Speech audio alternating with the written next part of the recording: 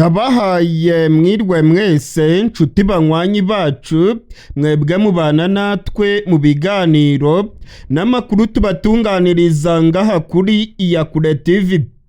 Iyakure TV ni imboneshakure imwe rudende ibashitsa ko amakuru yizewe, amakuru atosoye, amakuru aba yatohojwe n'itsinda ry'abamenyesha amakuru b'inzobere mu karere k'ibiyaga binini, maze tukayabashikiriza mu buryo bwihuse.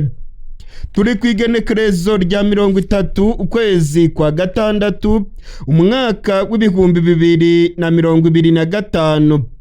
Niba utarakanda kuri subscribe rero aka ni akanya keza ko kubikora. Kanda kuri like ndetse usangiza abandi ibiganiro byacu. Inshuti banywanyi ba Iyakure TV, ibintu ntago byoroshye. Urwishe yanka ruracyayirimo. Ibintu byongeye kudogera hagati y'igisirikare cya FARDC n'abarwanyi bo mu muhari wa M23. Uyu munsi kwigenekerezo rya 30 ukwezi kwa gatandatu igisirikare cya FARDC cyarashe indege y'abarwanyi ba M23 mu gace ka Minembwe. Ndasubiramwo. Uyu munsi kwigenekerezo rya 30 ukwezi kwa gatandatu igisirikare cya FARDC cyarashe indege y'abarwanyi ba M23 yari iherereye ku kibuga cy'indege cya Minembwe. Amakuru arimo gutangazwa n'ibimenyesha amakuru byegamiye ku ruhande rwa FARDC aravuga ko iyi ndege yarashwe ubwo yari igiye gutwara visi guverineri wa Kivu y'Amajyepfo wari uri muri kariya gace ngo yerekeze mu mujyi wa Bukavu. M23 yo ikavuga yuko FARDC yarashiye indege kandi iyi ndege ngo yari indege y'ubutabazi. Uyu munsi kwigenekerezo rya 30 ukwezi kwa gatandatu ibintu byongeye kuba bibi cyane muri Kivu y'Amajyepfo nyuma yaho igisirikare cya Kongo kirashe indege y'abarwanyi ba M23, indege ya Sukhoi ndetse na za drone z'intambara za FARDC ziraye mu basivile maze zitangira kubarasa. Uruhande rwa M23 ruravuga yuko abasivile barenga 7 bakomerekeye muri iyi mirwano ndetse bikavugwa yuko umwe yaba yamaze kwitaba Imana. Amakuru atangazwa n'ibimenyesha amakuru byo muri Kongo byegamiye ku butegetsi bwa Kisekedi yoyo aravuga yuko nta drone zigeze zirasa abasivile ahubwo ko indege zabangamiye ibikorwa bya gisirikare by'abarwanyi ba M23. Urwishe yanka ruracyayirimo. Iyi mirwano ndetse no kurasa indege y'abarwanyi ba M23 bibaye nyuma y'iminsi itageze kuri 3 u Rwanda na Kongo basinyanye amasezerano y'amahoro yabereye i Washington muri Leta Zunze Ubumwe za Amerika. Ni amasezerano yahagarikiwe na Donald Trump ndetse akavuga yuko aya masezerano agomba gushyirwa mu bikorwa vuba na bwangu, impande zirimo kurwana muri Kongo zigashyira hasi ibirwanisho. Aya masezerano yasinyiwe muri Amerika ateganya yuko impande zirwana muri Kongo zishyira intwaro hasi ndetse aya masezerano akavuga yuko imirwano ibera muri Kongo igomba guhagarara. Gusa aya masezerano M23 yavuze kenshi ko atayireba ahubwo ko yo ihanze amaso ibiganiro n'amasezerano bibera i Doha muri Katari. Bwana Koroneye Nanga arongoye ihuriro AFC ririmo abarwanyi ba M23 yavuze yuko amasezerano yabereye i Washington ari amasezerano areba u Rwanda na Kongo. Ngo ntabwo rero aya masezerano areba abarwanyi ba M23. Ku ruhande rw'u Rwanda aya masezerano nayo hari zimwe mu mpuguke ndetse n'abategetsi bo mu gihugu cy'u Rwanda barimo Honorable Evode Uwizeyimana batangiye kuvuga ko aya masezerano batayemera ndetse ko bigoye cyane kugira ngo aya masezerano azashyirwe mu bikorwa. Honorable Evode Uwizeyimana atanga impamvu nyinshi ndetse n'ingero zigaragara zerekana yuko aya masezerano gushyirwa mu bikorwa kwayo bizagorana. ingingo yo guhiga abarwanyi ba FDLR ndetse no kubatsinsura burundu ngo ni ingingo izagorana cyane kuko FDLR yamaze kwivanga na FARDC. Ibingibi kandi bigakubitiraho ubushake buke ngo bwa leta ya Kongo mu gushaka guhashya zino nyeshyamba za FDLR. Ibitekerezo by'uyu mutegetsi wo mu gihugu cy'u Rwanda turaza kubigaruka ko muri aya makuru yacu. Uyu munsi rero ntabwo ibintu byari byoroshye muri Kivu y'Amajyepfo. Habaye ukurasana gukomeye hagati y'inyeshyamba za Twirwaneho ndetse ubutegetsi bwa Kongo bukavuga yuko Twirwaneho yari irimo gufatanya n'abarwanyi ba M23 mu mirwano yabereye muri Kivu y'Amajyepfo. Amakuru twamenye nuko indege y'igisirikare cya Kongo yo mu bwoko bwa Sukhoi yagaragaye mu kirere cyo mu Minembwe, ndetse za drone z'igisirikare cya Kongo nazo zagaragaye muri kariya gace. Amakuru yizewe twamenye adafite aho abogamiye yemeza ko drone y'igisirikare cya Kongo ariyo yarashe ku ndege y'abarwanyi ba M23 yari iri ku kibuga cy'indege cya Minembwe. Amakuru twamenye nuko iyi ndege yari igiye gutwara visi guverineri wa Kivu y'Amajyepfo witwa Gadi Mukiza. Gadi Mukiza uyu nguyu yahoze arongoye agace ka Minembwe ari burugumestre. Iyi komine ya Minembwe ndabibutsa yuko ari komine itavugwaho rumwe kuko ubutegetsi bwa Kongo bwayivanyeho, abanyamurenge bakavuga yuko igomba kujyaho kugeza ubu ngubu, ndetse abanyamurenge bakavuga yuko ubutegetsi bwabimye komine. Uyu nguyu rero Gadi Mukiza ari muri kariya gace ka Minembwe kandi yagombaga kwerekeza i Bukavu. Indege ya M23 yari igiye kumuzana yaguye ku kibuga cy'indege cya Minembwe. Abasirikare ba Kongo bari bamaze kuyitera ijisho. Indege kabuhariwe za FARDC zahise ziyimishaho urufaya rw'amabombe, ndetse amakuru dufite nuko iyi ndege yahiye igakongoka. Ku ruhande rw'abarwanyi ba M23 bobo bavuga ko iyi ndege yari indege y'ubutabazi. Gusa abibaza ibibazo bakabaza aho iyi ndege yari iturutse. Ubwo butabazi bwari bugiye gutangwa n'uwuhe muryango utabara imbabare? Ubwo butabazi se bwari ubwa Croix Rouge, bwari ubwa Loni, bwari ubw'imiryango yihe itabara imbabare? Iki kibazo rero nicyo kugeza ubu ngubu M23 itarasubiza, ariko ku ruhande rwayo bakomeje gutsimbarara bavuga yuko iyi ndege yari indege y'ubutabazi. Ibintu rero abihweza utuntu n'utundi bashidikanyaho, ahubwo bakemeza ko ari indege yari igiye gutwara visi guverineri Gadi Mukiza ngo imuvane mu Minembwe imwerekeza i Bukavu. Imirwano rero biragaragara yuko yongeye gukomera, ndetse impande zombi zikaba zongeye gukozanyaho no gushotorana mu buryo bukomeye. Amakuru dufite nuko mu bice bya Kivu y'Amajyepfo muri iri joro imirwano ikomeje, urwamo rw'amabombe rurimo kumvikana. Muri teritwari ya Masisi naho amasase yongeye kumvikana, mu gihe kandi no muri Rucuru urwamo rw'amabombe rwongeye kumvikana. Biragaragara ko imirwano yongeye kubura nyuma y'amasezerano yabereye i Washington muri Leta Zunze Ubumwe za Amerika. Ni ibintu abihweza ivya politike bavuga yuko ibya Kongo bibaye nka bya bindi ngo akabaye icwende ntikoga. Urwishe yanka ruracyayirimo. Intambara yo irakomeje kandi amakuru dufite aremeza yuko ubu ngubu ari bw'intambara ya nyayo yabigiye gutangira mu buseruko bwa Kongo. Ntabwo nigeze mvuga ko Minisitiri Nduhungirehe, reka tuanze twumve icyo yavuze aho u Rwanda rufite impungenge. Minisitiri Nduhungirehe. Thank you very much, Mr. President. This is indeed a historical day. Urakoze cyane Perezida. Uyu ni umunsi w'amateka kubera ko ari ugusinya amasezerano y'amahoro hagati ya Kongo n'u Rwanda mu kurangiza amakimbirane amaze imyaka 30. Mu bihe bishize hari uburyo bwinshi bw'ubuhuza bwabayeho, ariko nta na bumwe bwatanze umusaruro. Twizera ko ari ukubera ubuyobozi bwawe no kwiyemeza kwawe muri uru rugendo, ariko kandi no kureba uburyo bushya bwajemo bujyanye n'imikorere imikoranire mu by'ubukungu. Ikintu cy'ingenzi cyane kizafasha u Rwanda na Repubulika ya Demokarasi ya Kongo gukorana, kuko ni igice gikize cyane gifite ubucuruzi bwambukiranya imipaka ndetse n'amabuye y'agaciro n'umutungo kamere. Amerika nikomeza kuba hafi y'u Rwanda na Repubulika ya Demokarasi ya Kongo, twizera ko tuzagera ku mahoro arambye.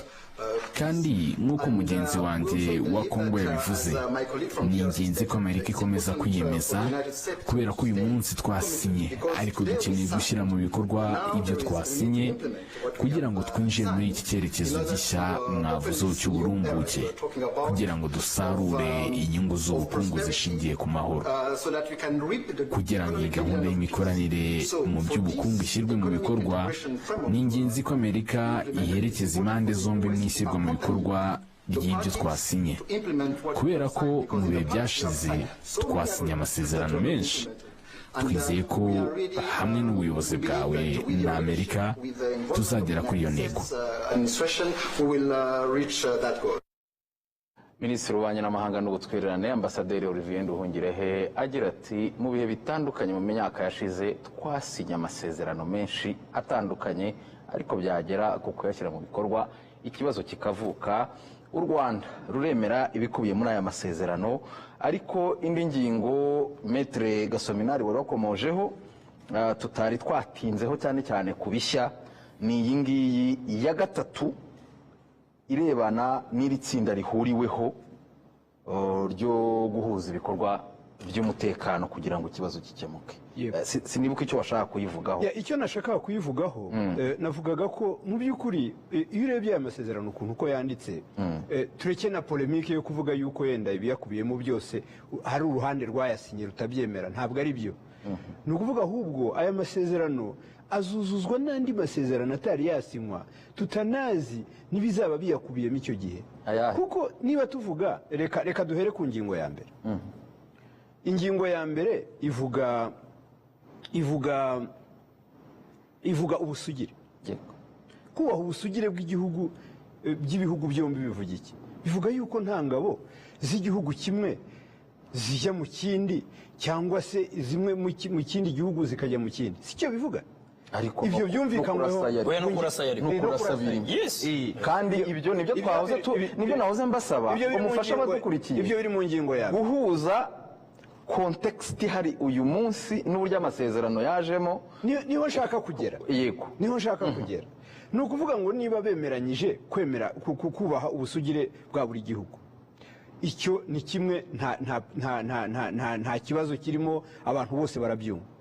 Noneho bakavuga yuko bazafasha mu bijyanye n'icyo bise désengagement, ariko bakavuga désengagement ya ziriya ngabo zitari ingabo z'igihugu zikorera mu burasirazuba bwa Kongo. Yego, imitwe yitwaje intwaro. Imitwe yitwaje intwaro. Ibyo nabyo birateganyijwe. Hanyuma mu masezerano bakavuga ko amasezerano azaba hagati y'ihuriro AFC M23 na leta ya Kongo azaba agize igice cy'aya masezerano ashyizweho umukono. Aha ngaha ni naho niho ruzingiye mu by'ukuri. Kuko ingabo zivugwa zaba iz'igihugu cyangwa imitwe yitwaje intwaro ni bijyanye n'intambara ishyamiranyije ihuriro rya AFC M23 n'ingabo za leta ya Kongo. Hanyuma iki kibazo kizakemurwa n'imishyikirano y'Idoha. Iyo mishyikirano y'Idoha ubirimo, ntabwo aho igeze tuhazi, ntabwo ibyemeranyijweho n'ibitemeranyijweho turabimenya, ariko bihaye igihe yuko ahubwo muri aya masezerano ikindi kintu cy'ingenzi gishya ni uko impande zombi ziyemeje gufasha kugira ngo aya masezerano azashobore kugerwaho hagati ya AFC M23 na leta ya Kongo. Nuvuga ngo impande zasinye aya masezerano ziyemereye ko zizafasha kugira ngo ziriya mpande ziganira Idoha zizashobore kugera gufasha umuhuza Katari n'impande ubwo AFC M23 na leta ya Kongo kugira ngo nabo bazagere ku masezerano. Ariko ubu bwumvikane tubyumve neza n'abadukurikiye babyumve, buzaba bugize aya masezerano yasinywe hagati y'u Rwanda na leta ya Repubulika ya Demokarasi ya Kongo. Rero ku bijyanye n'amagambo arimo aha ngaha ntabwo byagombye gutera ikibazo kuko impamvu babishyizemo kuko mu by'ukuri dukoresheje n'ibibazo by'amategeko bisanzwe yaba Repubulika ya Demokarasi ya Kongo yaba n'u Rwanda nta n'umwe wari ufite mandate cyangwa ububasha bwo guhagararira AFC M23 no gufata inshingano mu mwanya wabo. ariyo mpamvu baretse, ariyo mpamvu bavuze bati twebwe ikintu dushobora gukora ni ugufasha, ariko basigamo baravuga bati uko byagenda kose amasezerano azasinyirwa hariya azaba ari amwe mu bigize aya masezerano dushyizeho umukono kugira ngo nishyirwa mu bikorwa ryayo rizorohe kandi tuzabigiremo uruhare. Divin, reka rero nkwereke kugira ngo Maître Gasominari byavugaga niho tukiri aho ngaho. yego ndaguha paralelisme yoroshye kumva. Iyo dukoze itegeko none tukavuga ngo ibi nibi itegeko ni rya parliament, none tukagira ibintu tuvuga ngo bizagenwa n'iteka rya ministre uyu n'uyu. Iyo tuvuze ngo ibintu bizagenwa n'iteka rya ministre, y'iryo teka ritarajyaho ishyirwa mu bikorwa ry'iyo ngingo nubwo yatowe na parliament riba ridashoboka, muba muretse. Donc nibi rero bya disengagement nibyo Gasominari arimo kuvuga, kuko ni nacyo nakomeje kwibaza ngo ninde ufite controle kuri M23 ku buryo ayikura mu birindiro, sibyo? As long as amasezerano ya M23 na leta ya Kongo atararangira kandi iyi texte irarifaringa kuri ayo masezerano ataraza. Donc ni ukuvuga ngo rero kiriya gice cya disengagement hari aho kikiri muri poemor. None se ubwo mufashije abatwumva, iyi ngingo ya disengagement ireba iyi mitwe yose irwana mu burasirazuba bwa Repubulika ya Demokarasi ya Kongo, bivuze ko ubwo iri muri aya masezerano mu biganiro bya Kinshasa na AFC 23 ibaye nka draft ikazaba itegeko n'ubundi mu bigomba kumvikanwaho. Radisilas, ntekereza yuko aya masezerano yashyizweho umukono i Washington nituza kujya kuyasobanura mu rwego rw'amategeko ahanitse, abadukurikiye ntari byo batazabasha kumva, natwe ibyo tutazabasha kumva, kubera yuko aya masezerano ngenda yashyira cyane mu rwego rwa politike kurusha uko nayashyira mu rwego rw'amasezerano mpuzamahanga mu birebana n'umutekano, ibyandi twita amatirete cyangwa amakonvansiyo. Ni ukuvuga ngo ni amasezerano mu rwego rwa politiki ashingiye ku bwumvikane. Ahantu nemeranya na bagenzi banjye ni uko ku birebana na disengagement ya M23 cyangwa FC M23, ndemera yuko iyo ngingo kugeza uyu munsi igiye kujya muri suspense cyangwa kuba ishyizwe mu buryo bw'agateganyo kugeza igihe ibiganiro bya leta ya Kongo na M23 cyangwa AFC M23 bizabanza bikarangira, hagagaragara igikurikiyeho, kubera ko biragaragara ko disengagement muri aya masezerano irareba cyane cyane M23, ariko hakazaho ikindi kintu na Wazalendo, koko harimo n'ikindi kintu kivuga indi mitwe. Ni ukuvuga ibiganiro bizava hagati ya leta ya Kongo na M23 bizagena ibirebana na reintegration cyangwa se ahazaza hishyirwa mu bikorwa ry'ingingo ifite kuroze ihari ireba leta ya Kongo na M23. Ariko hari ikindi noneho tutashobora kuvuga cyo ngo kirajya mu buryo bw'agateganyo. FDLR ntabwo iri mu mutwe ugomba kuzarebwa n'ibi biganiro rwose. Icyo kurandura FDLR ni ingingo ifunguye iri kategorike. FDLR igomba kuba neutralize, ni ukuvuga ngo igomba kurandurwa burundu. Ni ukuvuga ngo ibikorwa byibasira FDLR byo byakabaye ahubwo byaranarangiye, aho twicaye hano byakabaye byarangiye. Kubera ko dufite iminota mikeya, dusigaranye iminota itari myinshi, kandi ndi kureba aya masezerano nkabona ubwayo aracyari menshi, na nexe nta kintu twazivuzeho. Oya, nexe nta nicyo wendaga kuzivugaho, ni nyinshi ubwazo, ni nyinshi cyane. Ahubwo reba poeset. Nashakaga kureba kuko iyi ngingo ya gatatu twari tutarayirangiza, kuko Maître Gasominari yaratubwiye ko niho ruzingiye cyane cyane muri implementation.